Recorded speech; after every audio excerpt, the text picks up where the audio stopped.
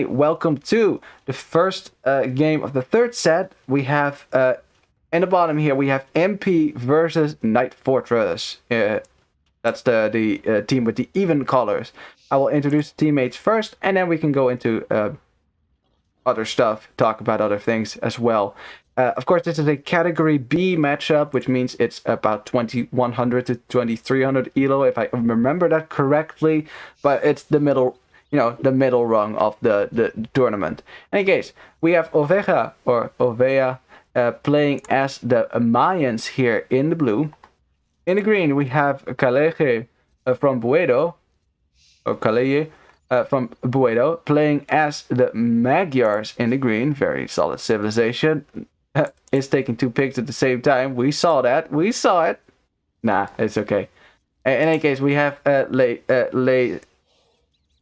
Okay, I'm gonna call you Leikoni for now. Leisoni, if that's correct. I'm probably gonna butcher a lot of names. Who is in chat? Hi there. This is you.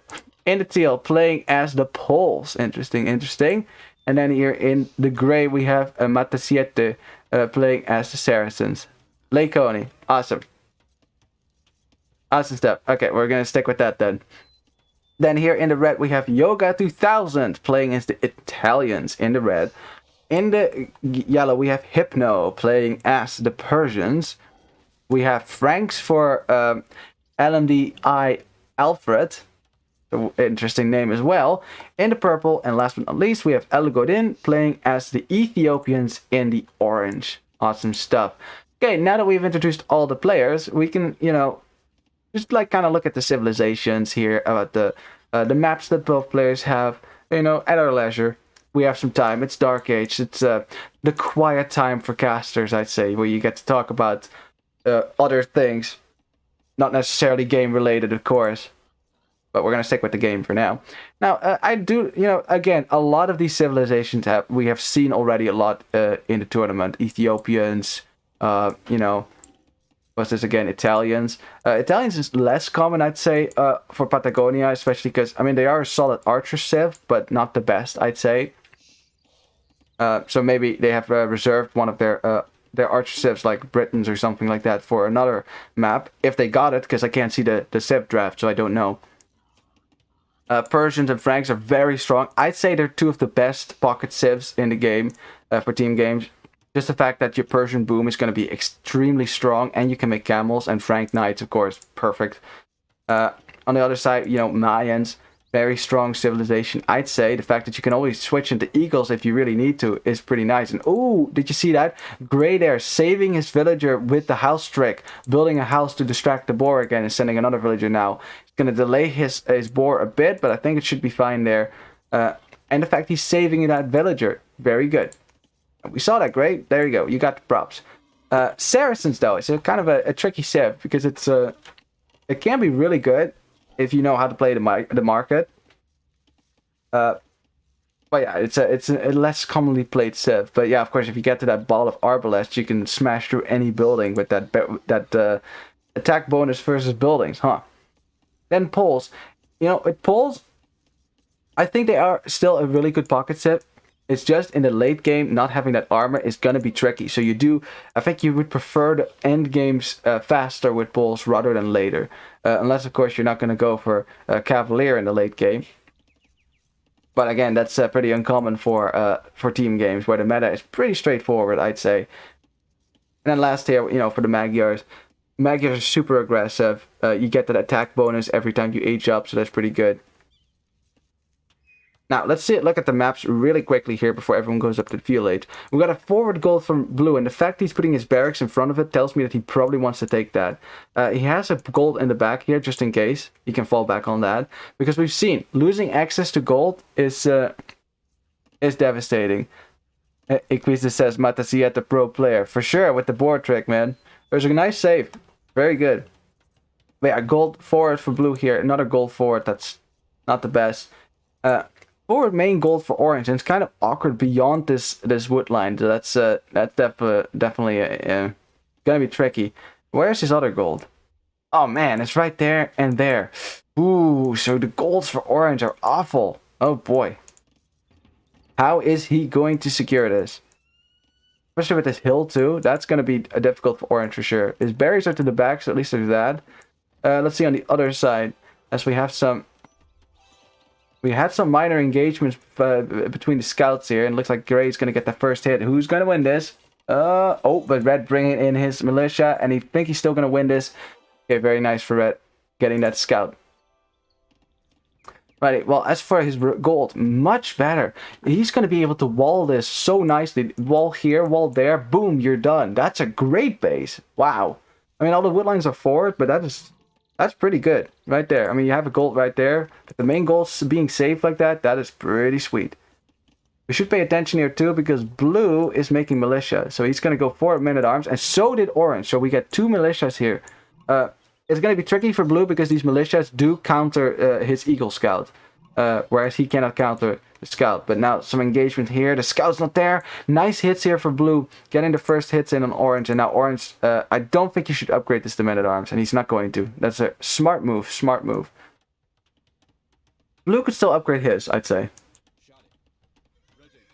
He still could. I mean, he doesn't have to, but you could, right? But the militia are going to find their way to the gold here. It's not walled in, so they can still delay and distract here.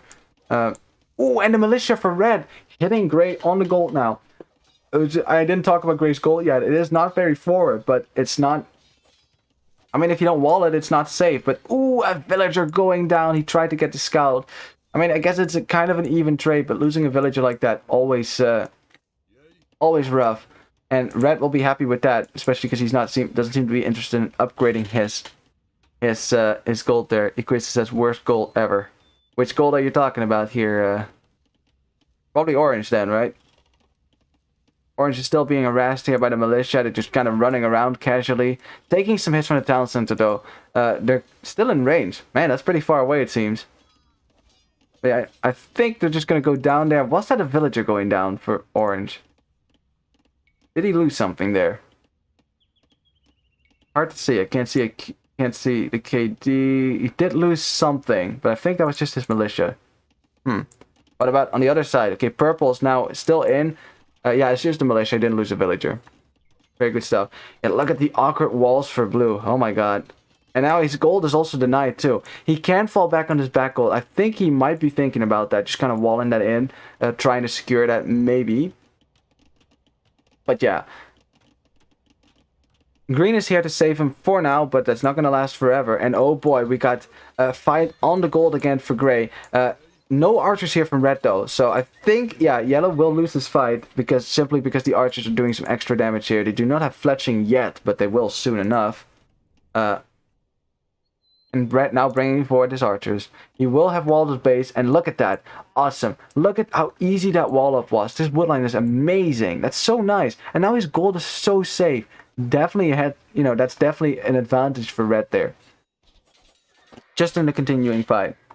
Yeah, we got ourselves a scout engagement over here. Now teal has more scouts, more archers for red. So yeah, teal and yellow have more scouts. Gray and teal will have to back up here for a sec. A spearman now for gray, but this should never work if red is paying attention to that. If red is paying attention to that. Uh-oh. Red is not paying attention to that. And the spearman got 2 hits there. A third hit. Well, spearman has already paid off. That has already paid off. Like, normally a spearman does not work in engagement, but look at that. An entire clear up. Yellow and red losing their entire forward armies. That's just not what you want to see. Like, if you're a flank player, you have to pay attention if the opponent's flank just tries to sneak in a spear here and there. Because the spear can just... That one hit can mean the difference between your scout player winning or losing. That's a lot of scouts for purple here. Way more scouts than green. Yeah, green needs to either make more scouts or go to the next stage here. But I think he should make more scouts. They are cheaper with Magyars. So there's no excuse not to make scouts. Nice pick off on Orange's scout. Luckily, not a lot of archers here. They do have fletching. They could hit the berries. Yeah, and Blue's just keeping his archers safe for now. And those, of course, are a lot of tanky Frank scouts. Going on the other side. Again, red going out with his archers, but yellow wasn't here to support, and now he loses numbers again. And it's not ideal. You really don't want to see this in a team game. And the fact is, he has such a great start here, man. Like, the gold being safe, his base being walled, and now, you know, the enemy's just going to break right in. Yellow can't, trying to get in here, but he has to run around. And now, boom, you have an army in your base, and Red's army is 2 archers. And they're just going to walk right by. I think Red should have walled 2 archers DC right here. Like, once you see people break in, why not just house wall this? Force this aggression into your TC, and now you lose 1 villager, 2 villagers, a 3rd villager. Oh my god, Red! 4 villagers down. 5 villagers down. Oh my god. Rip to those fills. And he's even switching into skirmishers because he's behind that much. And now that's super safe gold from Red. Suddenly not that safe. Okay, Yellow got upgrades on the scout. So his scouts are significantly stronger now than Teal's scouts. I'm not sure if Teal has clicked on the scouts for Yellow and realized that he's trying to fight this still. But yeah, Yellow is just dodging this. Scouts for Teal going down, and now suddenly skirmishers. I think Grey is about to lose his archers there. But again, 2 more villagers going down for Red here. Red is down like 8 villagers now. That's awful. Look at his vill count, 29. Oh man. Well, the archers are going to clear it up, so I'm going to look on the other side. And oh boy, we had a huge fight over here between green and purple. But look how many scouts for green have gone down. Scouts for purple did have some upgrades on them. Great micro from orange there, picking up some extra archers. But now blue is just going to shoot and kill this army. Orange is trying to bring in the reinforcements. That would mean he could fight this again. Nice pickup for the scout. And blue's base is so cramped. My god. I'd say it seems pretty even, but the fact is that blue had to relocate his gold. I figured he would have to anyways, because that gold was awful. I'd say the engagements have been better for the MP team so far. Just the fact, I mean, blue seems to have been able to defend here adequately. I don't think he lost too many villagers. Still on 41. But red is down to... He's only at 32 villagers right now. He was at 28 just a second ago. So he's been, you know, and he's not up to the castle age. And that is the huge thing. Because Grey is clicked up, Teal is clicked up, Yellow is clicked up, but not Red. And so that means that Red and Yellow can't push out and do the damage back. You're just giving a lot of time to Grey and blue. The wall, you know, look at Grey's gold. It's super safe now behind the house walls and the market wall. You know, Teal, of course, there's no complaints as well. Now, on the left side, blue is still open. I'd say blue is still in a precarious position, especially if orange and purple start pushing. Now, purple has clicked up, but orange is not. So I think orange should focus on getting to the castle slates. He's almost there, almost as the food. But red is the problem. 180 food in the bank. That is not enough to go up. He's been making a lot of skirmishes, and that's all good and all. But as soon as the knights come out, those skirmishes are not going to do much for you. He's gonna need... I think Yellow will have to go into overdrive here. I think... Not even 2. Just make 3 stables, go all in knights. And camels. Just mix it a bit, you know? You gotta produce a lot of military here, because Red is gonna die. I've seen it happen too much already. Like, I wouldn't say I'm an expert on team games, but I've seen enough team games with this tournament go like this, where the flank falls behind, and then the pocket under makes military, and the flank just dies to the castle age pressure that's about to come in. It's happened a lot in this tournament. Okay, really nice position now for orange and purple here, picking off a villager here and there. Yeah, blue is in such a cramped base. I think you might even make a case going over to the gold here and the wood. I'm not sure if orange is aware of that. Let me see. He does see that gold, and he can see it's being mined too, so he should go and check that with his archers. Staying over here all the time, I don't think that's a smart move. You know, because you still see the archer numbers climb. He's not been on gold forever, so you know he has to have gold somewhere. And now green is here with knights. Oh boy, and orange not up to the castle age yet. He's on his way though. Going on the other side. Well, yeah, now you got Saracen crossbows. Stone walls now from red, and you probably need them because those palisade walls are going to die real quick. A villager pick off now. Archers are going down.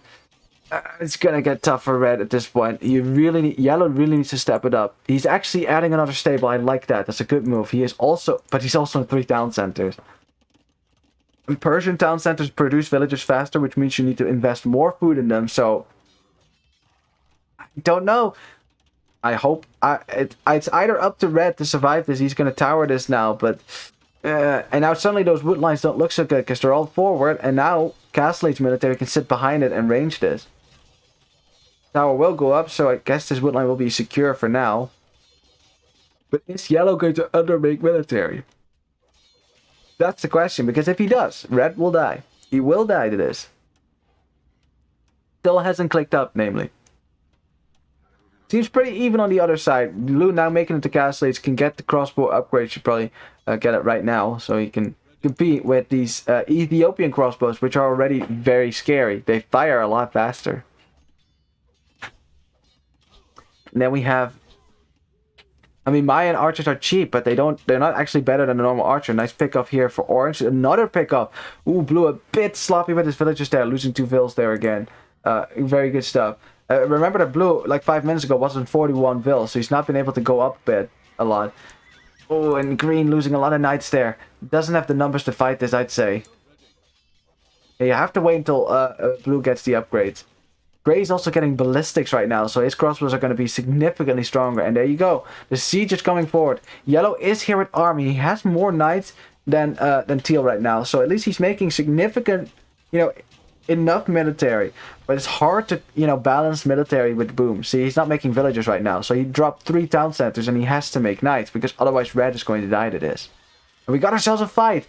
Yellow's drawing the knights into the town center fire. There's a lot of teal knights that are weak here already, so I think yellow probably would win this fight, but if not for those pesky crossbows behind, doing a lot of damage here. And red's still not in the castle age. He has clicked up, he's halfway now. But this town center is going down fast. And remember, this is his castle age town center. These are Saracen crossbows. They do a lot of damage. 75%. It's on 600 HP. Oh, but they back up. If only they knew. They must know. 84%. 500 HP. Red is repairing the town center because he has to keep this up. Because if he doesn't get the castle age now, he's dead. They're dead. Oh, but now Gray is distracted. Red is going to make it. Oh, my God. That was so close. That was so incredibly close. Oh, phew. Okay, red made it to castle age. I mean, barely. But he made it. He made it. And he's going to drop a castle. If that goes up, it will stop the push. But the question is, will it go up when there's so many crossbows and mangonels here? Oh, no. Doubt.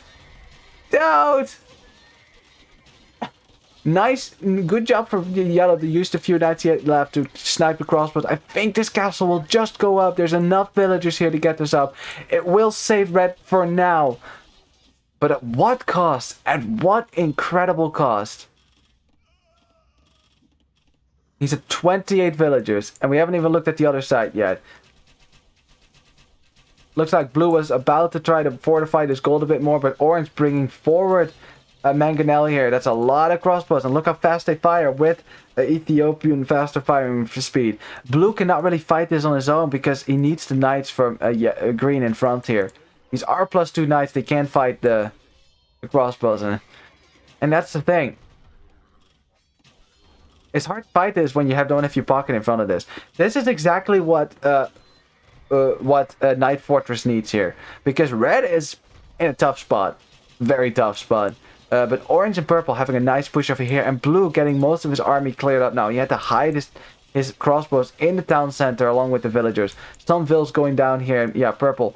Ooh, nice quick wall. Nice quick walls. Save from blue here to keep these knights out of the rest of his economy, because that would have been a disaster. Oh yeah, we're kind of having a similar situation over here now. At least red has a castle protecting his DC and woodline now. Blue doesn't have that luxury, and I thought that blue was about to die here. Was in a precarious position. The town center is going to go down now. He does have another one, but it's not going to last long, I'd say. Where is the team? I don't know what green is doing with his knights over here. He's just patrolling up and down. His teammate is dying quick to this. Green. And now suddenly, that's the thing. You can save your knight. The thing is, you can't fight this army without blue support. Range support. It's going to be very difficult to fight this now. And look what purple and orange are doing. They're saying, okay, blue's dead. We're going to go to green. And why not? And now green, you have to fight this on your own. I mean, like, that's the thing. If you're not saving your teammate, if you're using your army to raid, okay. If you keep your army back home doing nothing, then that's not okay. Then your army doesn't do anything. Like, you could have sent those knights to orange trying to get in here, right? Or to purple trying to get in there, do damage. Because now, here's the army, and now you have less knights, and there's crossbows behind, and they're just gonna shred your knights. And guess what? Because blue's dead now, he can't send in crossbows to help you there. Now, because they are focusing on green right now, blue might have a shot here to reboom. But yeah, it's still some knights over here taking out production buildings. Looking rough. What's going on the other side? Okay, we're almost missed this. Yeah, gray and teal now doing the same thing on the other side to yellow here. Yellow has a lot more villagers than green, though. Is that correct? Yes, he does. He has over 10 more villagers. But that Vilcon could go down pretty quickly here once the town centers start going down. Look how much farm economy is you know, exposed here. A lot of crossbows, and that's the thing. Red does not have the army number to deal with this, but oh, Genoese crossbowmen. That's interesting. Genoese crossbowmen do really well against knights. They have a bonus versus cavalry. That could be the way back. That could be the way back. Because we won't know, of course. But Laekoni knows. He knows. Fight on the gold now. Yellow does not have the military to fight this on his own. Taking some fights under the town center. These are Persian town centers too, so they have double the HP. The fact that they got one down was already impressive. Yellow is losing some army here. So is teal though. Yeah, Persian players on 4 town centers. Yeah, but just all this idling is good enough, I'd say. And here come... that Genoese crossbow destroyed my knights. Oh yeah, Genoese crossbowmen, and I think that, like, if you can actually get to a castle with Italians and start making these, that is pretty good. That is pretty good. I mean, I still think you should be careful here with your crossbows. You sit between the stables or something, because, I mean, they're not that much better than regular crossbows if you look at it. Definitely not if you don't get the upgrades on them. But yeah, poor blue. Blue can't get back. Unfortunately, with mines, it's so difficult. He's on stone. He was trying to get gold here, but no, it was denied. Orange was paying attention to this, and all these villages have to run now, and Orange is going to chase that. Green did defend his base. In the end, looks like Purple lost a lot of his units here, but yeah, my god. Just look at the immense army from Saracen player here. And we're still right there. He's up to imp, and is that a hole? Was there a hole there? I mean, it doesn't matter because Saracens can make their own holes, man. Like, they just walk wherever they will go. But oh my god! And now what do you do against this? I must say, good job for Red here. He's been kind of picking off the reinforcements here. That is pretty good. But yeah, now he has to run and chase this. There's no way that they can push Gray and Teal now. And Purple has to keep his knights here now to defend himself from the pocket and flank from the other side. And you know stuff is bad. It's looking bad when you have to defend against your, the opposing pocket and flank. That's like a where's my team moment. But oh boy, we got the double combined army from Purple. But no, Purple is running away. Yellow thought they were going to take this fight on the hill here. Now Purple's coming back, but Yellow already losing a lot of knights. Red is here too now. Okay, we got a fight here. That is a lot of army. These are arbalists, but they have Bracer now. Oh no, giant, huge fight over here right now. Who's going to win this? I don't know. It's hard to tell. We got way more knights for Purpling and Yellow, but they're just going to melt to the Saracen archers here.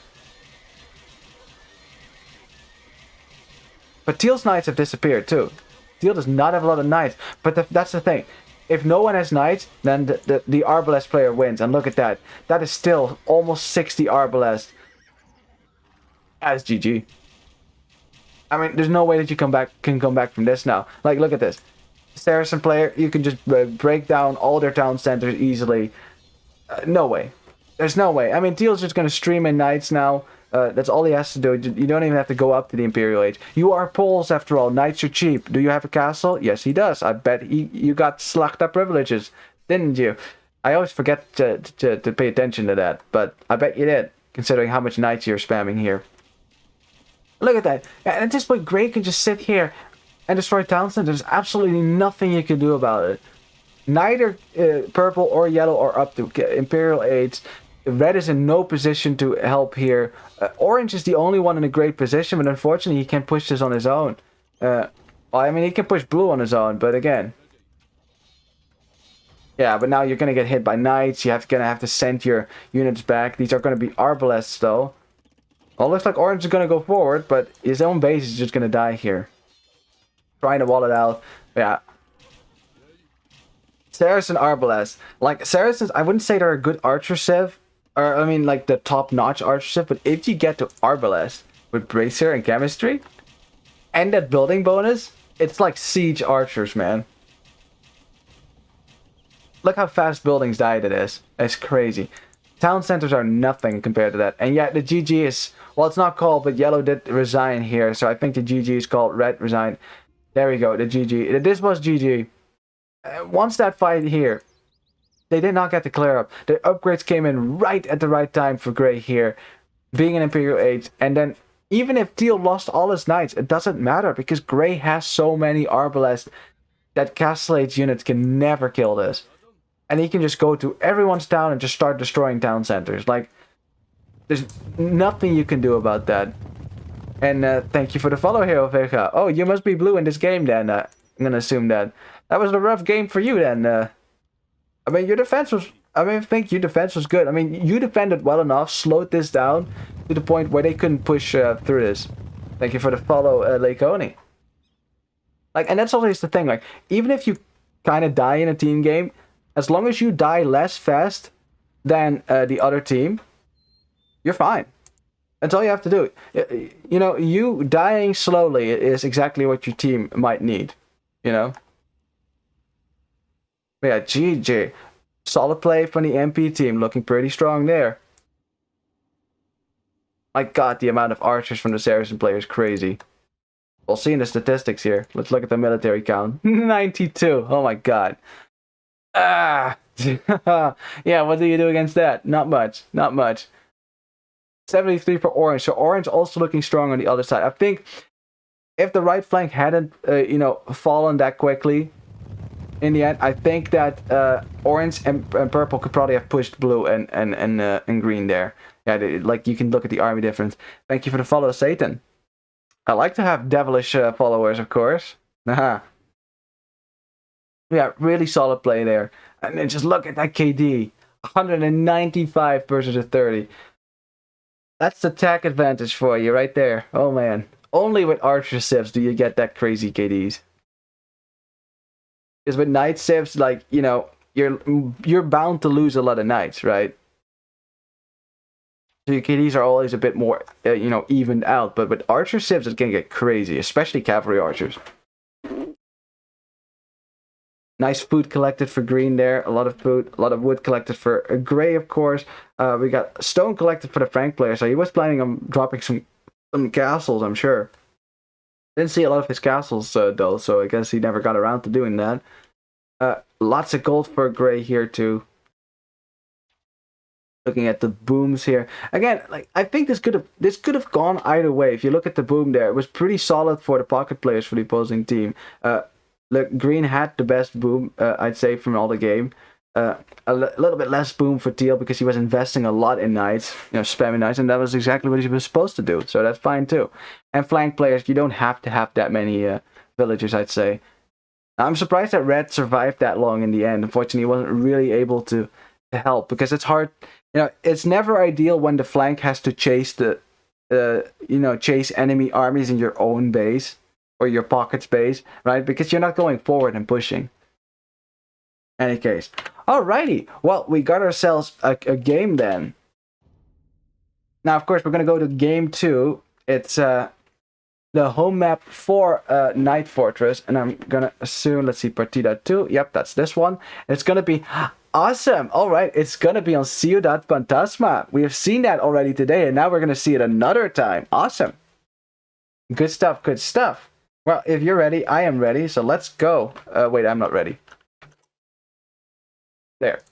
Now I'm ready. There we go. Gotta get the scoreboard up, and you know, it's just a little touch. In case, 3, 2, 1, let's go. Load the game. And we are in. Awesome stuff. Alrighty, welcome to the second game of the third set of the day. We have MP versus Knight Fortress. MP is going up 1-0 now. So the question is, can Knight Fortress bring it back on their home map, which is Ciudad Fantasma, or the Ghost City, I'd say. Now, the Ghost City is... No, yeah, it's pretty clear. It's basically the 16 squares in the middle of the map, which can either generate, buildings and ruins, or berries and gold. As you can see, a lot of berries and gold in the middle this time around. The other time it was more around the edges of the Ghost City. Now, of course, that gold and berries can come into play later. You can go out if you dare. Because there are some creatures wandering among the ruins. There you go, we got one. A militia. Ooh, scary. They will attack you if you get close, so they are quite aggressive. Now, in any case, there's another gimmick of this map, is that you have these circular wood lines and at each corner, which you can cut through, and that's where the relics are. There's 2 relics in each little pocket and a Victoria. So if you want to drag this out to the late game, you can, and you don't even have to pick Portuguese. Isn't that nice? You don't have to have a crappy civ. Well, crap. I mean, it's not crappy, but on Arabia it kind of is. Early game's not very good. You often don't even get to the Victoria, so... Okay, well, let's not trash the Portuguese civ too much here. Anyways, let's see. Let me introduce the players here. And it looks like we had a little lineup switch here for the MP team. In the blue here, we have Juanete 1777 playing as the Vietnamese. We have Lonsha playing as the Huns here in the green. We have Satan himself playing as the Indians in the teal. And then here in the gray, we have Equis D3 playing as the Vikings. And I'm pretty sure half this team is in chat right now. Say hi to yourself. On the other side, for Knight Fortress, we have El Godin playing as the Koreans as the flank. Interesting stuff. We have Burgundians for Alfred in the purple here. And oh, is he going to lose a villager? Okay, saved. Nice. Phew. And then here in the yellow, we have Hypno playing as the Sicilians. And last but not least, we have Yoga 2000 playing in the red as the Chinese. Those are some interesting civilization picks, man. Very interesting. I think Sicilians will be particularly good here, considering you have Indians on the other side. Because you just know there's going to be camels, because they can't make knights. And if any knight civ is good at handling camel civs, it's Sicilians. You take less bonus damage on all your units, which means that knights take less bonus damage from camels and pikemen. It just feels like they created the unkillable knight, like a knight that has conversion resistance and once you get the first crusade tag, a knight that has can get extra pierce armor so archers can't even kill it, a knight that takes less bonus damage from the counters. I mean, what in God's name do you do to stop that if not heavy cavalry? That's pretty much it. Sicilian late game cavaliers are insane. But of course, we first have to get there. Might be a while. Of course, not every gate has to go every game has to go late here. And oh boy, okay, red trying to snipe a Vil, but that's too close to the town, so he's taking some hits there. No, oh, and losing a scout. Now I have to say it's not worth it. If he had gotten the villager and gotten away, I'd say, oh, worth it. But now, no, totally not worth it. How did he not know that? Snarf. Now, so yeah, like, I mean, I wouldn't quite know what the standard meta on this map is. I mean, again, I haven't seen this map played a lot, so what the team in the first set tried to do on this map, there was one team who picked this as their home map. What they tried to do is stonewall everything. They were a category C team. Stonewall everything and try to boom and behind those walls. Which is still tough, because that's a lot of walling if you want a team wall. Of course, the flanks, I think, have a nice wall off with the edge of the map and these wood lines over here. That stays pretty sweet, especially for blue here. Look at that. That's nice to wall. We'll keep his gold safe. So there's his berries. Oh, what's going on the other side? Great, taking some damage here from the town center. That's unfortunate, but it happens. A little forward gold for red, but I think his main gold is... Oh, it's out here.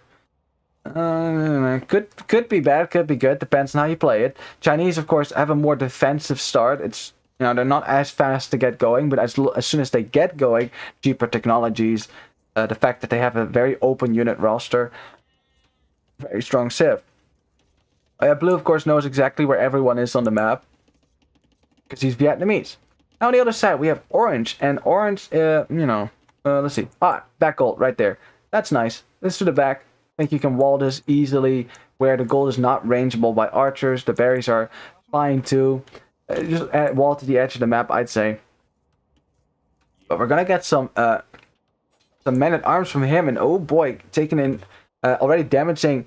Wait, did he get a scout? He got a villager there, didn't he? Ooh, we missed that. Orange actually getting the barracks with a villager. And now the barracks is denied. And now the militia are here. This is really good for Orange, because now what are you going to do, Gray? Oh, man. That's going to be rough. That's going to be rough for sure, because now without this barracks, you cannot make archers, because you can't drop an archery range. You have to make this barracks somewhere else now, so you kind of need Teal to come in here with scouts and bail you out really quickly. And Orange realizes he doesn't have to do anything else but deny this barracks, because there's not going to be any military from Grey unless he builds that barracks somewhere else. Yeah, really nice play for Orange and Purple there. Going on the other side. Not seeing any aggression on this side. Looks like more walling off and just straight into archers here. That's good stuff. But yeah, like, Grey is in trouble. Like, he has only taken one villager loss yet. He's also behind in the Vulcan, and like his food is probably gonna run out here soon. There's no, wait. Okay, he walled in his gold, but he forgot about it. There we go, he sends him back. Yeah, the barracks is gonna go down. He will have to rebuild that somewhere else now, so I'd say just build it as fast as you can. Yeah, okay, here he goes. Archer range, oh, he built it somewhere else, never mind. Okay, good. Archer range will go up, but again, all this delaying is good for Orange and Purple, because they have time now to bring out some archer numbers. And look at that, Orange is already on 2 archery ranges, and Grey doesn't even have an archery range up yet. And losing that wood on the first barracks is just rough. It's rough. How's it going on the other side? Well, other side seems to be doing a bit better here. Blue and green are the ones who are taking the initiative going forward for now. Red is trying to wall in this gold here. Yellow is posting out there with his scouts, but they're actually blocking the wall a bit. That's interesting. Look at that. Walling around your gold, far away enough from your gold, but you can still take it even if the archers come in. I like that much better than just walling to your gold like this. But yeah, the pressure is coming in from this side. Red is trying to, do some damage to the scouts from behind his walls, so green will have to pay attention to that. It's nice HP loss from green. The Spearman too. Going on the other side. Yeah, the Dredge is still alive. The berries are still under siege. And not enough numbers for Grey to come out. He is going to get some archer numbers out yet. But it's not going to be a lot. Because he only has 3 villagers on gold. So you can't afford 2 range archers that way. And this is what a Dredge is supposed to do. Delay. And these 2 militia have done so much damage. All this idle time from these few berry villagers that are left. The fact that the archer ranges were up so late. Orange will be loving his position right now. But ooh, Teal is doing the correct response. Make a lot of military. He's only on one stable, of course. But he's been making a lot of scouts. He's actually getting close to a number where you could potentially think about clearing this up. Okay, and Grey's ejecting his archers. So they're going to take a fight here. I think with that Spearman in there, there's only a few archers for Orange here. They do not have fletching yet. They actually got armor because it's Koreans. No fletching yet for Grey either. But yeah, Grey doing a good job picking off the archers from Orange there. Militia going down. And yeah, Teal will be happy with this. A lot of scouts going down for Purple. Adequate defense. Orange and Purple have to run away now. But they will be happy with the damage they did. Just have to make sure you don't lose that lead now. The only thing is though that if you look at the Vildip, like Orange probably idled his town center a bit too in the meantime. So it's that low elo legends meme that T90 likes to bring up. Even though this is not low elo legends, but everyone does that. You're attacking at the front and then you go back home and you're like, wait, I forgot to queue up bills, didn't I? Okay, good job for yellow here, picking off the reinforcements from blue. So blue, well, they'll have to make do with this army. That seems like a lot more archers here for red. A few skirmishers as well. Yeah, so yellow has to be in front here. Good job from blue, sniping those spearmen first. We got a scout engagement now. More scouts for yellow. These scouts, they have upgrades as well. And yeah, okay, now green and blue are going to lose their army here. Very nice clear for red here. This is exactly what they needed. Very good stuff. And red will be fine with this. And thank you for the follow, Juan Cari. Or Drankari. I will, yeah, just heads up. I will probably butcher most names because it's the curse of the caster. We are all pretty bad at it. Unless your name is Dutch, in that case I can probably pronounce it correctly. Here we go. Teal and gray now trying to do some pressure here forward to orange. Orange is house walling behind. A very nice defense. Just have to keep out the pressure. You are Koreans. You know that defensive play is your style here. Nice casting, man, says Juan Curry. Thanks, man. I appreciate it. I'm glad you enjoyed that. Alright, well, Teal is out here with the scouts. Oh, there was a hole! I mean, there's still an army from purple here, but imagine if this army wasn't there and Teal had found this hole before. Yeah, orange is now immediately going to try to house wall this behind. Purple doing a good job. He's blocking this. But yeah, they're just sitting on this hole right now. Yeah, you can't wall this up just yet. And gray is taking, you know, he's doing a lot of damage to the scouts from purple here, so that's pretty good. But yeah, that's the choke point. Neither scout player wants to be the first to go through, and now orange is walling behind, so the choke point is closed up now. Very good stuff. Could have been really bad though. I think orange is probably like, phew, that could have been bad. Okay, what's going on the other side? Okay, or red and yellow breaking through the gate here. Great gate scores are pretty weak. There's still a hole there, so I guess it wasn't that useful. The army numbers for red and yellow it's looking much better than for blue and green here. Green is clicked up to the castle age though, but so is yellow. Now blue losing a lot of his scout numbers already. Spearmen for... Oh, the spearmen were not engaging the scouts, so unfortunately yellow scouts were able to tank a little more shots now. Well, the archer numbers seem equal now, so I think red... Yeah, he's just going to wait for some more reinforcements here. Let's see. Now, the gold for blue, fortunately for him, is behind this strong house wall, so it's quite safe behind the town center. Red will not be able to deny that. He could maybe go to this wood line and try to hit that. John Curry says, next game can use small trees mod. I actually prefer to cast with the big trees mod, for the aesthetic thing of it. Also, I always forget to turn it on. But if we cast forest nothing, I promise you I will turn on small trees.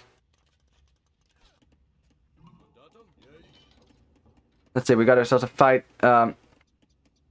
Almost a fight over here. Purple is now chasing this. Archer numbers for gray and orange looking quite similar here. But gray is up to the castle age. Orange is not clicked up yet. So this will... looks like they still want to take a fight here. Maybe gray will want to back up here for a second. You know, get to castle age, get your upgrades, and then push in castle age. But still, the micro is pretty good. Scout numbers are pretty even, but purple seems to be losing a bit more here. Both players just kind of dodging fire, but yeah, a minor skirmish. They are going to back up here now for a sec. Going on the other side. Okay, well, red and yellow they did deny the wood line from blue here, which is good. The enemy's eco already not very strong, and blue is actually scared enough that he dropped the tower on his gold. That's how bad the situation kind of was for him. He did not want to lose access to gold, and we have seen time in and time out that how bad it is once you lose the gold. And ooh, a good job from green and blue here. They're actually denying the reinforcements from yellow and red to get in here, and we got ourselves a pause here. Something with the Discord, I think. Paso SS de nuestro Discord. Something. Okay. Looks like they figured it out, though. Red is kind of hiding his units in the top here because he's not in castle age yet, and blue is. And as soon as blue gets the crossbow upgrade, you cannot fight this anymore. Idle villages for gray over here, but it's totally fine. Okay, we got some camels now from the Indian player. They have more pierce armor with Indians, so they are still a viable pick, I'd say, than any other capital civ. But yeah, still, I'd say, if you look at the vill counts, let's see who's ahead. 41 vills for orange, and for gray, it's... Wow, it's dead even, 43. Purple has 49 villagers here. Purple's 49 villagers, 47 for yellow, so that's solid. We got 43 for red. But looking at the other side, only 39 for green. I mean, you know, it's been a bit behind with the fill count. Lots of idle TC time, I'd say. 42 for blue, a bit behind there too. Good for teal though. It's 47. That's good. But green does have a lot of military on the field right now. More than a bit more than yellow, I'd say. Although now he's bringing the extra knights. It's +2. What for? Ooh, for green, not. Green does not have +2 yet. So red still has this force in north. He just remembered it, and oh boy, I'm not sure if green and blue are aware that this force is here. Because they are pushing forward with their knights, but then once this crossbow army makes it back into blue's base, I mean, he should have known that blue's army was out there somewhere. He doesn't see a large army in red's base. Or red's army, I mean. Going on the other side. Okay, a siege workshop now from gray, so he's going to come forward with some siege. Oh boy, this is the critical moment for orange. He has to hold from this pressure. He is going to be... He's still on one town center, so, I mean, that's often the case for the flank player, I'd say. He's kind of waiting for red to use his army. He might wait until yellow and blue are so far forward, like in his base, that they can't possibly run back. Siege workshop in defense now for red. That's probably the smart move. Although you do need yellow to support this with knights. Otherwise, green is just going to snipe the mangonels. And now they are going to run in here. The gate is going to go down pretty quickly here. And here we go. And oh boy, red now making it in. He's going to try to make it into the wood line. He's just assuming he can't run through here.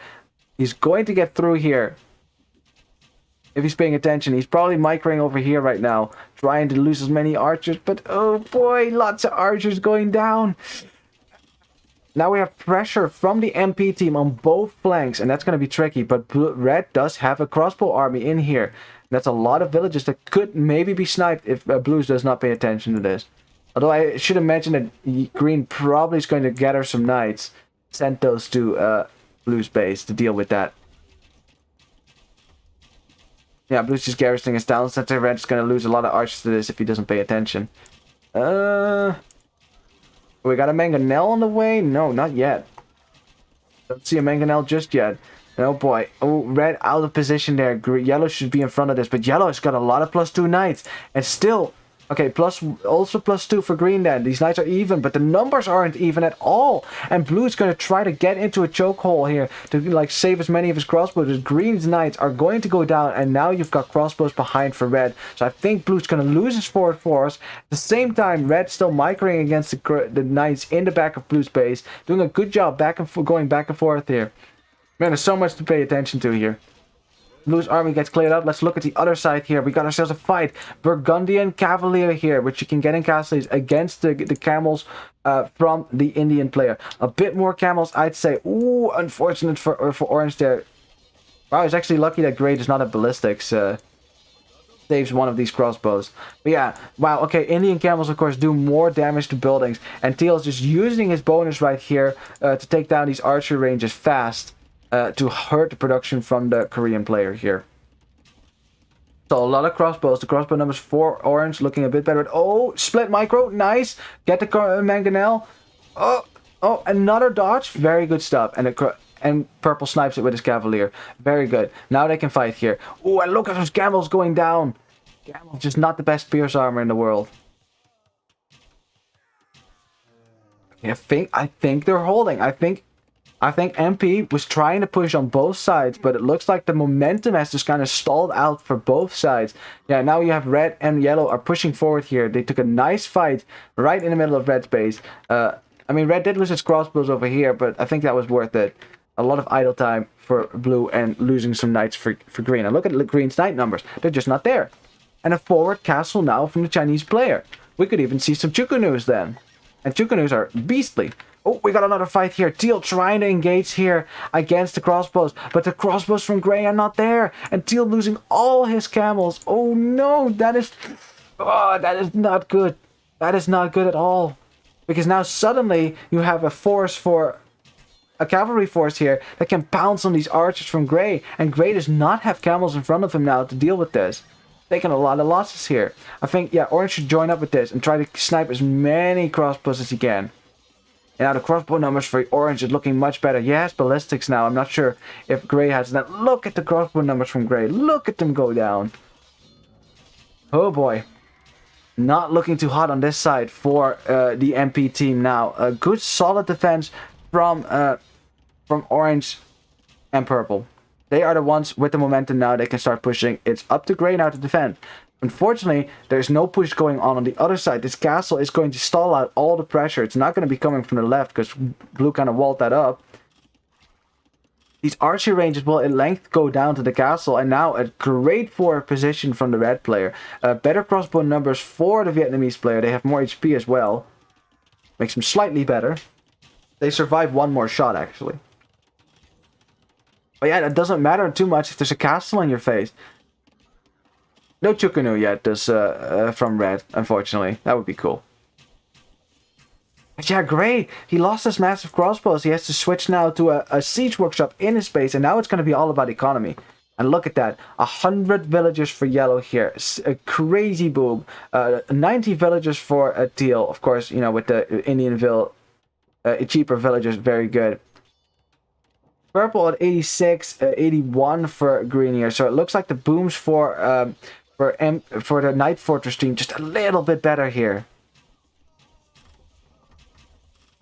And now, and that's also the thing.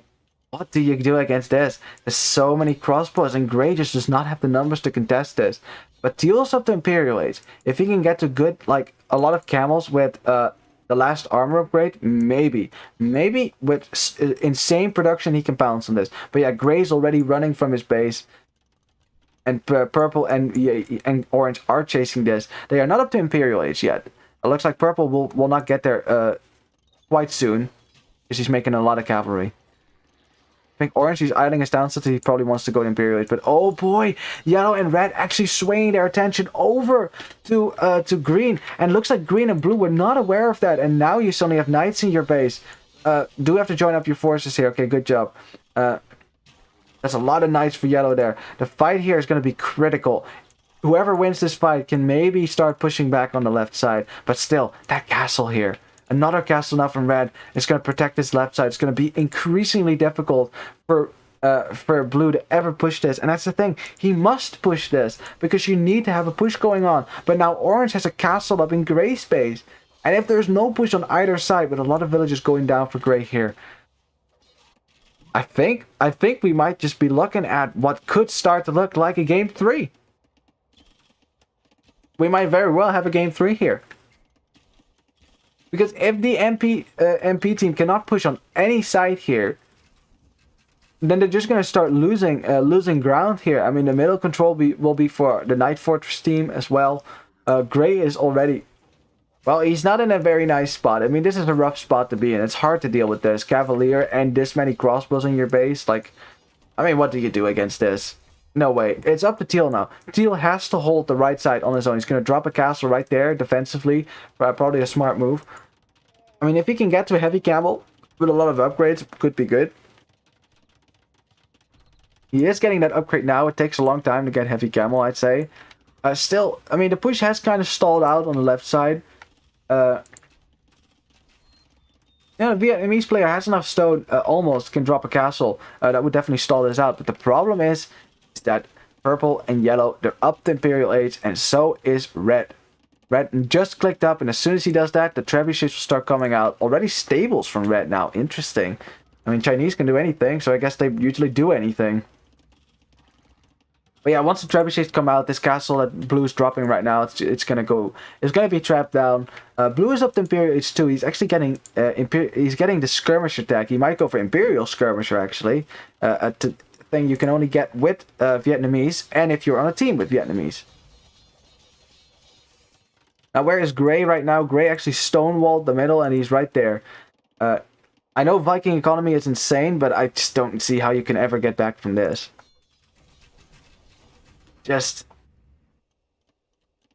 Well, it's up to Teal now. If Teal can hold the right side, there's a chance. There's a chance. Because there's no way that they can push orange and purple right now. Not without range support. I don't think so. Not when you're up against Arbalest now. But if Teal can hold on his own on the right, there might be a shot for blue and green to push this back. a shot, though. I mean, they are going to be in Imperial Age here, both of them. Blue making it to Imperial Age 2, so it will be Arbalest for him. Oh man, this is I mean, it's not like it's very close at this point anymore, but there's still a chance, and I really, you know, I have that too. I want to root for the underdog. Look how many stables Teal had. He was making a lot of camels. That's a pretty big army. I mean, if this army gets separated from the Arbalest, he might be able to pounce on this Cavalier army before Orange can come in to help. Yeah, you can lure this army in. Lure this army towards your camels. There are Imperial Camel Riders now. 160 HP. Only 4 Pierce Armor. Again, these are like Paladins, but then camels. I think there was a shot there. I think they should have... If you had lured those Cavalier into your army, you could have cleared up half this army, and now you have to take the fight against both of these. And Orange is walling in his villagers here, and now... it's just so tricky to fight this on your own. It's so tricky. And now it's Paladin for the Burgundian players. Of course, it's cheaper with Burgundians. Even if you don't have Bloodlines, you still have 160 HP, more Pierce Armor, and... I mean, Imperial Camel will still win this, but not when there's so many Arbalests here. And now that, you know, you can get Trebuchets out. I just don't know. Unless there's a push going on the other side, I just don't know. But it looks like yellow and red, they are just holding. And that's all they have to do. They just have to hold. Hold this side, wait until Arbalest comes in here. Preparing this castle, and all you need to do is just wait until purple and orange finish off teal. Teal still has this massive amount of camels here. But is it going to be enough when there's this many Arbalests around? And it looks like Teal is going to go for the fight. He was, you know, was hoping that Purple is out of position, but Purple bringing his units back still. Thinking again about fighting, and it's hard. You kind of have to engage against these armies separately, but if Orange and Purple are smart, they will never separate their forces. They will just stay together, and then there's little that Teal can do. He can just sit here and delay, never push. And if Blue and Green cannot get a push going, then... it's going to be game over soon for MP, I'm afraid. They have held on pretty well here. Like, that's definitely impressive. Like, Teal is... he's still alive. He's still alive. He actually got the castle from Orange down. That's really good. He's sending his camels forward. Interesting. And Purple is actually chasing them. The thing is, Purple can't fight this camel army. Well, I'd say 41 to like 50 Paladins. Not sure who'd win that. Okay, but looks like Purple trying to run in here, but Teal doing a good job walling behind this, using the DC as a wall as well. And now Teal is trying to run behind this, but it's so difficult to fight this on your own. Wow, Gray actually made it to Imperial Age. That's impressive. Chapeau to you, Gray. Unfortunately, he still can't really support his teammate with army, and he's forced to go into his skirmishers, and that's it's never ideal. Okay, but Purple is actually running in here now. And now most of his army is actually trapped in here. So, yeah, Teal's trying to fight this, but... the numbers of camels going down so fast. Not having that extra Pierce Armor, just so devastating against Arbalest. They do... I mean, if you look at it, the Pierce Armor is only 4, so Arbalest, they do 6 damage to camels instead of 3. Okay, ooh, but interesting. We had ourselves a fight over here, and it looked like it was a bit better for the Hun player and the Vietnamese player. A little push going forward. Is there hope for MP? Can they push this? Teal is slowly dying to this. I mean, Teal will not be able to hold against this many Paladin and this many Arbalests. There's no way. So the clock is ticking. Can Yellow and Red hold this? Can they hold on against the push from the Vietnamese player and Hun player? It's a lot of cavalry for the Hun player still alive. A lot of Arbalests. I'm not seeing a lot of Arbalests from Yellow. Yellow's here with villagers. I'm not sure what he's doing. Maybe repairing the castle, but it is going to go down. The stables will probably go down to this too, but is it fast enough? Because the Paladins are in Teal's economy. Teal's trying to defend this with the camels. Imperial camels as fast as you can, but it's just the number of Paladins is overwhelming, and the Arbalests aren't even here. Teal is fast dying, and they haven't even scratched the surface of Red's base here. This push, it's here now, but is it too late? Is it too late? And I'm just afraid that it is too late. Like, look how fast. Paladin in your economy is just the end of your economy. Lightcap now from Teal, because he does not have the gold to continue spamming camels. I think we're going to go to a game 3 here. I mean, Teal's doing a good job trying to delay this, but the push from the other side is just not fast enough. Like, look at that. Red and yellow, they know they just have to hold. They don't have to push. They just have to hold here. Wait until this push staggers out. Just fortifying with castles everywhere. Oh yeah, and mind you, purple has actually been taking the middle. Look at that. He's been taking advantage of the gold in the center. More gold for him then, more paladins. He can make paladins all day. I'm glad to see someone actually expanding to the middle. Very good stuff. But yeah, Grey. Reboomed, but Castle Age upgrades on your skirmishers, man. That's they're gonna die really quickly to the Arbalest, unfortunately. That last armor upgrade is so important. I mean, the push for blue and green is still alive. This is the reason why they're not resigning yet. They are not going to go GG, because red will eventually die to this. Red does not have the military numbers necessary to survive here. But it takes forever to push with trebuchets, man. Okay, green is now running in here with Hun. Cavalier does not have the gold for a paladin. He shouldn't do paladin because he needs to produce. He needs to produce. Lightcap now from the Sicilian player. That's I guess not a lot of gold. He should probably go out to the middle too and get the gold over there. You have map control. Why not, right? Okay, well, Lightcap. That's a lot of Lightcap though, and it's kind of laggy over here. Red losing his force. Green now engaging against the Lightcap. Is that enough Lightcap to beat Cavalier? I'm not sure. I think they might just do it, and if they get clear up this push, then there is no chance anymore. Green's army going down, and look at that. Yeah, red actually making some camels. That's definitely going to help, and green's forward force now down. Blue is going to lose his whatever arbalest. He's going to lose his trebuchets, and at that point, it's over. Yeah, because I mean now you're going to get a push against your own base, and at that point you can't trade anymore. The corner is denied. Yeah, the trebuchets go down, the push is ended, and with that, we should be going to a game 3. What a game, what a game. I mean, we still need MP to call the GG's here. I mean, blue still has a force here, he still has a castle. But again, that's the thing, this push had to work, and now it's just, I'm not seeing it. The momentum is completely dissipated. And the momentum is all in the hands of purple. And oh no, he gets into the wood line. Juan Carlos says, what a game, what a game. I agree, what a game.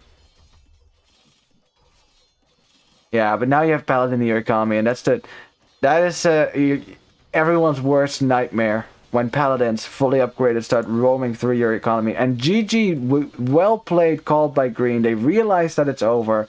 And Night Fortress ties up the game. Are we in for a reverse sweep? Or will MP be able to close out the series? Guess you'll find out after these messages. No. Giancarlo says MP Matis yet to come back. Well, it might be possible here. 1-1, anything can happen. These teams seem quite evenly matched here. I think either one could win. Although again, only one person can really win because you know, the other team broke the rules, but we'll just ignore that for now because this set has been amazing so far. I like being a bad boy, casting an illegal set. Ooh. Anyways, wow, what a game. I like to see the expansion in the middle too. Such production from orange and purple. It was just overwhelming for gray and teal. You know, it happens. It pretty much happens in every team game where one flank starts to die and the other flank starts to push. It's the revolving door game, as I call it, right? Unfortunately, just red and yellow did such a great job stalling this out. Castles everywhere. You know, by the time that blue and green finally could start pushing, teal was already pretty much dying. Bombard towers. Oh, Korean player. I love you. And then war wagons. Pog. Elgodin is a beast. Let's look at the statistics here for a sec, man. Yeah, great KD here for... Yeah, look at that. Purple and orange. They had so many kills there. Really good. And teal, he tried, but I mean, what do you do against Arbalest with camels? I mean, Indian camels are probably the best camels you can have to fight Arbalest, and they're still not very good. It's just, you need ranged support. So you can engage their cavalry army while your ranged buddy shoots into that fight too. Fortunately, Grey just wasn't able to hold on against the pressure. Really nice army production. Knight Fortress definitely deserving this win. It was kind of even for most of the game, but at the end it was looking very strong for them. Great economy for yellow there. My god, Sicilian farms. Nice wood collection here for Juanete. And most gold collected for purple because he was in the middle. He was taking that extra gold. That definitely mattered. No player cutting through to the edges, though. Maybe we'll get to see that in some other games. Actually, wait, no, someone did that. Wait a minute. Wait, look at that. Blue actually did that. He got the Victoria. Man, I did not notice that. And he got the relics, too. Well, Pock for blue, man. And Teal, okay, and Teal actually got the Victorias, too. So actually, they did cut through. I was just not paying attention to that. I mean, it's just Victorious. The trickle is minor, to say the least, so it's not a lot. Other team did not do that. They were probably on their way, but... well, that's fun. We actually got to see that then. Looking at the booms, really nice booms for the Knight Fortress teams. Again, green and teal, they had great booms going on. Blue too. Unfortunately, gray was the... he got killed a lot. Had to reboom. That takes a while. Yeah, look at that. Like... there was a shot here. I'd say there was a shot. Look at the military count right there. But then just the fights, losing that fight there in red space, that was the end. That was the end. Anyways, I don't want to stall this out too much because I'm sure you guys are anxious to see the third game because who's going to win this? Oh man, it's going to be on Kanagawa. Okay, we have seen that map before. Not today yet, so that's good. I am ready. I hope you are ready too. Let me get a bit comfortable here and eat a cookie. Cookie. That's a good cookie. I'm sorry. Well, I'm ready. I hope you're ready too. Let's get into this third game.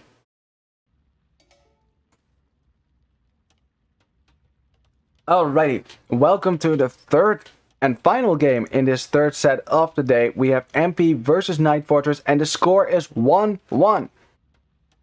And oh boy, is it going to be an exciting match. These teams are very evenly matched here. Either one could win, and I don't know what to expect.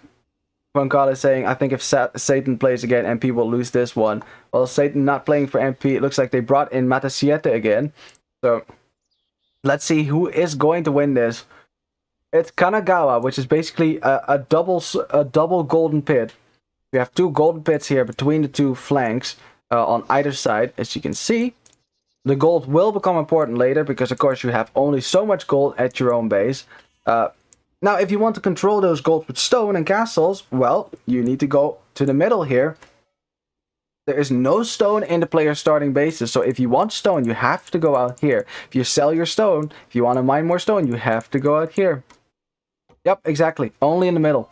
And I kind of like that aspect, because it's not like, oh, I'll just mine stone at the back and just drop a castle in the middle and boom, I win the middle. No, if you want the middle with castles, you have to take risks. It's more common for players to actually put the first castles around the stone so they can secure that and get more stone. Also, relics, which is why a lot of people pick Lithuanians on this, because it's easy to get 4 relics, I'd say. Now, let's introduce the players here before we go into the meat of the game. The blue here, we have Oveja playing as the melee. Oh, interesting. We haven't seen melee played a lot yet. Of course, they have that faster uptime, so you can do weird build orders with that.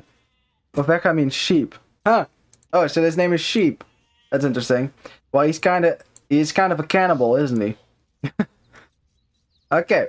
Well, in the green here, we have Caleje from Buedo playing as the Spanish. Spanish could be pretty good here, too. If you can boom into Conquistadors, be pretty solid. Of course, the thing is that you kind of need a knight player, so don't know if you're going to get the Conquistadors, and especially think about it. Stone's right there. That is very predictable. Like, if you try to go for conquistadors, they will know you're going to go out here for the stone. So I think the Spanish player probably will just have to go for the stone here. I mean, for cavalry. What could be good about Spanish, though, if this does go into late game and you lose gold control, Spanish have a trade bonus, plus 25% more gold. That could be good for the late game. As for Teal here, we have Leikoni playing as the Teutons. Very good stuff. We have Matasiata playing as the Japanese. Interesting, interesting. And in the red here, we have Yoga 2000 playing as the Aztecs. I think that's probably a civ that they saved specifically for this map.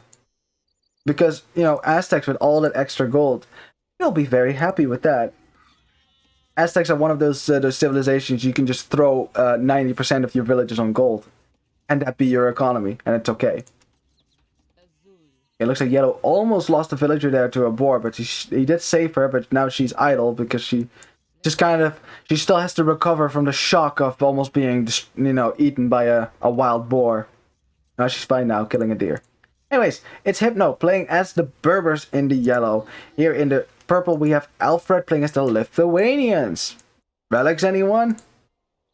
She is shocked. Oh, yeah. And last but not least, we have Elgodin playing as the Tatars. Okay, interesting.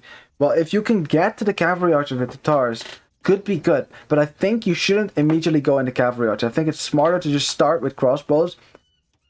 Wait until you get to Castellate, then send your army forward, do damage with thumb ring, you know, because you get thumb ring for free. Thumb ring crossbows, which would be really good. And then if you can do the damage, then you switch into cavalry archers. And that will be really good. Alrighty. Well, I guess we can talk a little bit about the resources, because, I mean, the gold spots for the flank are important, because there's only 2, and they're easily denied. So, orange kinda, as he's ringing the bell over here. His golds are kind of forward, so you should probably pay attention to that. Blue has a gold right there, but he has a gold in the back, just in case, kind of hidden. Okay, red over here with the scout. It's gonna scout the fact now that, you know, a barracks from the Japanese. What a surprise. But you see, what he does know now is that this barracks is very late, which means no men-at-arms. Like, Gray's already almost up to the field late. He is on gold there, so yeah, it's not going to be men-at-arms. But who is making men-at-arms?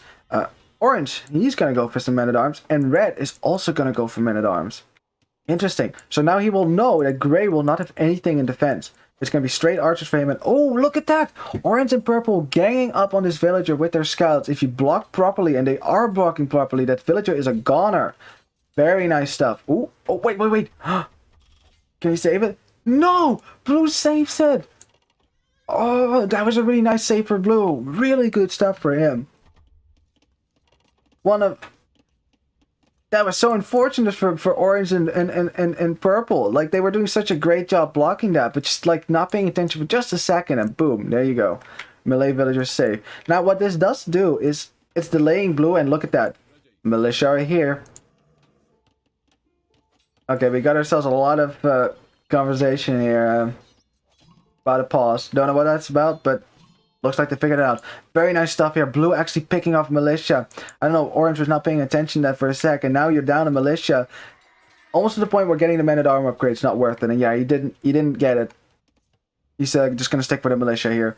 He's still delaying this a bit, I'd say, but it, oh, look at that. 4 militia nowadays are going to be men-at-arms for red here.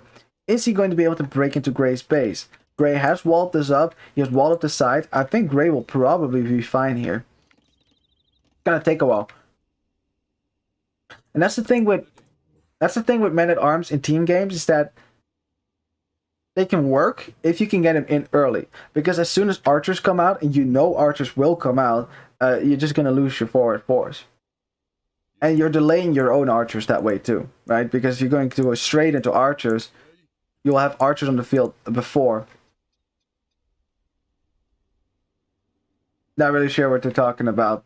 Someone can translate that for me.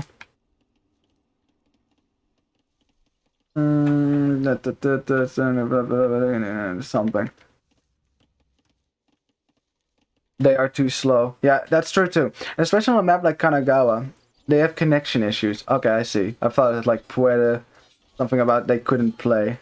There was a problem with the internet. Okay, well, I'm glad that they sorted it out. Well, the men-at-arms are getting some value there. Look how many scouts have gone down for teal there. I mean, this is probably the most value you can get out of it. Almost got that last scout. But yeah, now you see the problem. No archers for red. You know, turn around and snipe that scout. Going on the other side. Still a hole here for purple, and purple realized that he's going to try to keep that open with his scouts. But there's 3 scouts for green here to deny that. And thanks for the translation, y'all. Appreciate it. Trust me, my Spanish will probably improve a lot by the end of this. Okay, well, I mean, didn't do a lot of damage. Ooh, a skirmisher. That's never ideal. Scout numbers for yellow look okay. You should be ahead of teal for the sheer fact that teal did lose a lot of scouts to the men-at-arms, so that was the value that you could get from it.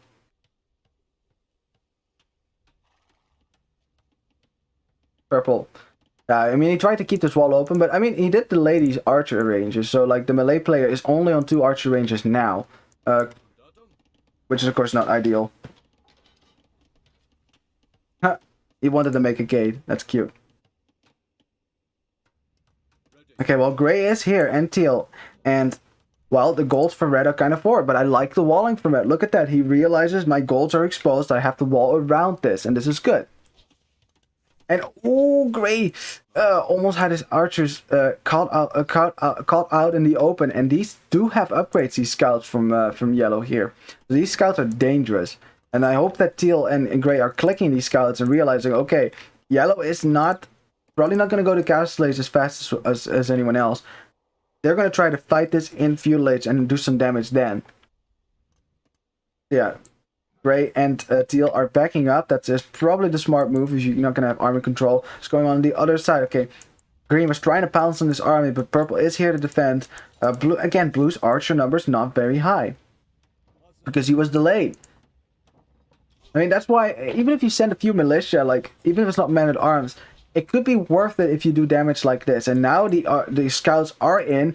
Blue is taking some losses here because green scouts are out of position. He's probably telling his teammate, open the walls, man, but there's a gate.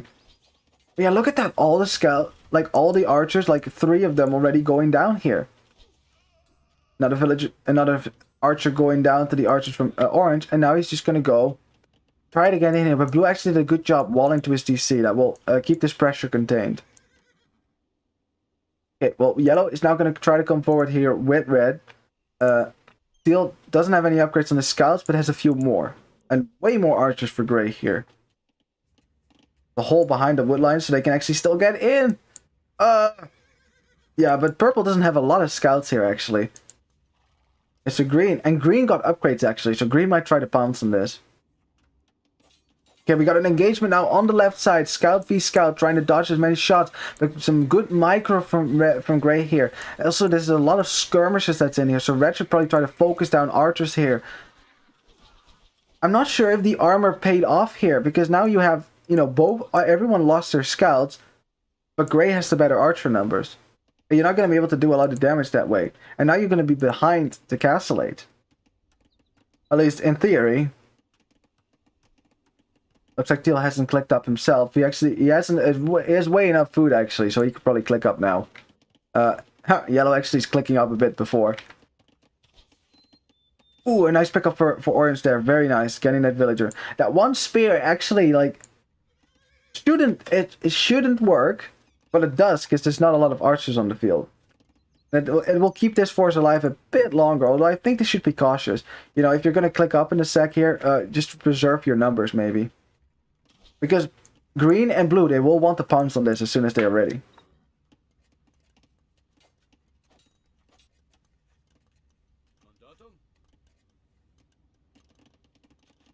Well, we got a little bit of a lull in the fighting on the right side. Looks like both parties agree that fighting for today has been enough.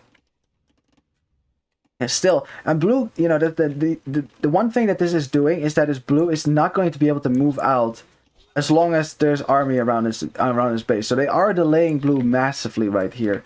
And I mean, blue's gold is relatively safe for now. So let's see what they can do in the next stage. Purple has not clicked up yet to the castle age, and neither has orange. But green has. So green, if he can make some knights, they can probably clear this up. Ooh, that one villager. Almost caught off guard here. And I must say, like, I would, want to see orange and purple group this up, and they're trying to. They're actually breaking through this wall. They want to group this up, but yeah, I'll probably run around here now with your scouts and archers. Ooh, orange losing an archer there. Okay, purple grouping up his scouts here. He has to. He did get upgrades on them now, but more upgrades for the Spanish player. But his scouts are a bit stronger. And hey there, Galgo, thank you for the follow. Appreciate it. Ooh, and they're light cap now. Spanish player got to castle before, and now they're light cap. They're much stronger now against these archers. I think orange and purple, yeah, they're backing up here. I think you should be careful. Going on for the other side. Ooh, interesting. So purple and gray and teal, kind of.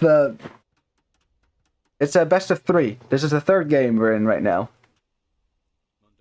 Gray kind of breaking the meta a bit, going for yellow first, and I'm not sure if yellow is expecting this. He's probably going to be surprised here. Like, his army is sent to the right. That's why they're expecting aggression. But oh no, gray is going to break right in here. And there's not a lot to protect here. There's a town center going up that will go up. But yeah, now you have to send your army back. +2 already for yellow here. Not a lot of knights from teal yet to support this. So teal has to bring in some knights here to support this. Because otherwise, gray could lose his army here. Going on the other side. Ooh, it looks like we had ourselves a clear up on this side. It looks like purple lost all his scout. A lot of archers going down for orange, I presume, too. These are probably reinforcements that he's now pulling back. Yeah, gray just decides to not dive this. That's probably the best move. If you don't have a lot of support from your pocket yet, it's probably better to group up with him. See if you can do damage somewhere else. I mean, the upshot is that you still have your enemy armies. They're still at their bases because you drew them there. In the meantime, teal is taking this opportunity to put a town center now on the stone, a monastery too. So he's going to go for the relics here and some Teuton castles. And with that, he can maybe start controlling the middle. Okay, we got ourselves a fight on the edge now, and this is fine, Red has a bit more numbers here with military. He also has elite skirmishers in here, which is really good. It's definitely going to help in the fight. Meantime, now green and blue trying to break in over here. And oh no, orange tried to wall us in, but he gets the wall up. Whoa! That was a clutch quick wall from orange that's going to delay these forces just enough to keep them out. Oh man, that was so clutch. Oh, and now he has the crossbow upgrade. He can actually defend himself against archers now, and just enough time for purple to reinforce this with knight. That was a very important quick wall. Oh boy. Okay, yellow a bit out of position with his knights here. Teal was trying to pounce on red's army, but yellow reinforcing just in time here. Oh, teal's knights are not on defense stance. Okay, and just a bit of dancing over now. People are building their army numbers. You're probably going to get to one giant fight at some point, and that's going to decide who gets the middle. Well, in any case, red already dropping a town center on the edge and a university for ballistics. Say green doing the same thing on the other side. Going to drop a town center over there. But let's not count out teal. He's heavily on stone, so you will be able to drop a castle. And, ooh, interesting. Do you see that? I see what that is. That is the Eagle Warrior upgrade coming in for red, signaling that he maybe wants to go for Eagle Warriors. And if there's this much gold on the map, why not? It is a tricky switch, though. Oh, Joan Carlos is asking for the vill count. You can see the vill count right there. So it's 57 villagers for red, only 48 for orange. So he's the most behind there. 63 for yellow, that's good. 58 for purple. 63 for both green and teal here, but 70 villagers for gray. That's an insane boom he's going on. He should have, yeah, he's on 3 town centers too, so he's booming like crazy. Ooh, a lot of crossbows going down for red there. That's a good fight, starter to the fight for for gray and teal here. And this is what fighting looks like in multiplayer, with knights just kind of dodging shots. But remember, that's a lot of skirmishes that are in here. So if the knights actually start fighting, I think this is way better for gray and teal. Because gray will actually be able to kill knights from yellow, even if yellow has more numbers. Because these are too many elite skirmishers. They will not do anything against the enemy knights. And now we got a castle on the front from teal. He is thinking about denying the stone here. He wants to monopolize the stone.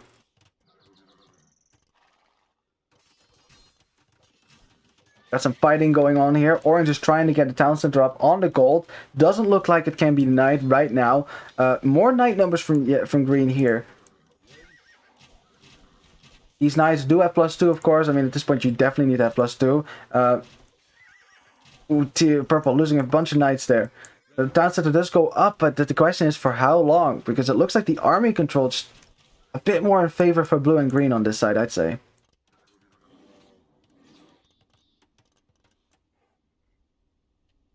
Ooh, interesting. Gray and teal actually sending their armies over to the middle. Ooh, interesting. They might pounce on this villager force that purple has over here. I mean, there's nothing to defend on this side. He's actually trying to take some sneaky gold on the side. Yellow should probably be checking for that. If your opponent is not controlling the gold, then just build buildings everywhere. Stop him from mining there. And there we have it. Teal pouncing on this town center. This town center is going to go down, and no stone for the Lithuanian player. And I don't think he got a lot of relics either. I think teal actually got all those relics. You can probably tell by the gold count. It should be going up pretty quickly here. Yeah, look at that. You can kind of see the trickle. That's unfortunate for the Lithuanian player. He probably wanted to go for a castle defensively or offensively, you know, to control this side. Now a mangonel for orange, starting to take down this town center, but of course no hill bonus unfortunately for him. But 2 mangonels for blue and a lot of archers. Oh, orange needs to be careful here. Now this gold is kind of creating a lot of choke points over here that he can use. He just needs to make sure that he never gets in the range of the mangonels here, because that would be devastating. But no, the surround for green, he actually got inside here, like between the crossbows. And look at the numbers just disappearing for orange at this side. This is a disastrous fight for them. And teal now losing his knights to the crossbows from blue. Even if green loses all his knights here, I think this is a much better fight for the MP team here. Oh man, what's going on the other side? Oh, we got a massive fight on this side too. MP trying to push on this side. Let's see, look at the knight numbers for teal. Seems similar to yellow here, but the thing is, yellow does not have the range support that teal has. Look at that. That is so many more crossbows, and now all the skirmishers and crossbows for red have disappeared. He's trying to switch into eagles, but that's going to take a while. And now suddenly you do not have army control, and you can start to be pushed off of the middle. That is 2 huge fights on both sides of the map, and it looks like MP coming out on top on both sides here. They were trying to build some forward, get a forward position here, but that's not going to happen. And now you'll have to, now you'll have to find a way to control the gold. But I mean, yellow still has the knight numbers at least, but it's gonna be a while here for red to build the eagle numbers to a sufficient level where you can actually take fights again. And now orange is taken off the gold. On the other side, we missed that, but we see the aftermath of it. And my god, he lost a lot of villas there too. 44 villages for orange now. He's going to have a hard time now. He's not going to be able to defend against this. They're going to break through this gate just in no time. Ooh, but the mangonel shot. Ooh, blue. Oh, he saw it. He saw it. He saw it. Ooh, that would have been bad if he got wrecked by the mangonel there. Now, green's just going to run in. He probably signaled it. Yo, mangonel over there. Get it? And even if it's an even fight on this side, the other side is not even. Orange is slowly going to die to this. And purple, he lost a bunch of villages as well trying to, go to the stone here. He's actually still taking a stone right next to green. Green can totally see this. They're just casually taking stone side by side. That's hilarious. Okay, a castle now. That's going to deny all the gold. This is a crucial castle. If it does go up, it'd be huge. We have eagle warriors now. They do have +2 from red. A lot of knights. I think they can probably clear this army now. There's a lot of Eagle Warriors going down. They were just running through the knights from teal. The castle is already at 80%. Now an engagement here. Gray is standing in a choke point, so not a lot of knights and Eagle Warriors can engage. And yellow's knights aren't engaging this crossbows. And now the castle is up, and the gold is denied. Oh my god. What a game. Oh no! And now you've got a castle denying your gold. You're switching into eagles, which are so expensive to make. You lost that entire army. And now it's Arbalest from Gray. Like, if they pounced on this army right there, I don't know what yellow was doing. He was sending his knights to the other side. They weren't engaging against the crossbows. And now Gray has an entire mass of Arbalests here. And at the same time, orange is dying to the Arbalest on the other side. I think MP has just won the game. Pushing across the gold on both sides. And the GG is called. They agree with me. The Knight Fortress realizing that their fortress has been taken over by MP. And MP going up 2-1. Getting that point. Man, just the last 5 minutes were crazy. All the fights. There's so many fights on both sides. But they just seem to be better for the MP team. The eagle switch, I mean, it could have worked, maybe, but not when Gray goes to Imperial Age, and not when you can't clear that force. And that castle, man, that was a game-winning castle right there, because now no gold anymore. You're gonna run out of gold in your own base, like it's not a lot left. And then what, right? How do you push an Imperial Age Japanese player here? And mind you, he could just go for champions. And if any civ is able to counter eagles, it's Japanese champions. Trust me. Not to mention, of course, orange was dying on the other side here. So, yeah, just really solid play for MP all around. GG. Congratulations to MP for winning the set. Too bad for Knight Fortress for losing the set. Now, of course, Knight Fortress was also, and I have to say this, it was also the team that played with a player who was not registered, so they would have lost this set anyways, but I'm glad that they still played it, because it was an amazing set, for sure. Could have, either side could have won this, but I think this was a very convincing performance from MP. Let's look at the statistics, shall we? Look at that KD for the Spanish player, lots of knights. Spanish, I'd say, not the best pocket civ in the world, for sure, especially if you don't go for conquistadors, but they were looking strong. Great army count for the sheep player here, too. 79 units killed. Yeah, the KD is just a bit better for, well, significantly better for MP. And that's because of those fights. Those two major battles on both sides that MP managed to win. And I think on the left, it was just a disaster for Green. He tried to wedge his crossbows in that choke point, but the knights still got around them somehow, and that was disaster. And on the other side, Red was switching into eagles, so he didn't invest into crossbows. So when they took that fight, it was mostly skirmishers, and that's just not strong enough to kill knights. If you don't focus fire on the crossbows, then your opponent's crossbows, I mean, yeah, it's gonna be tough.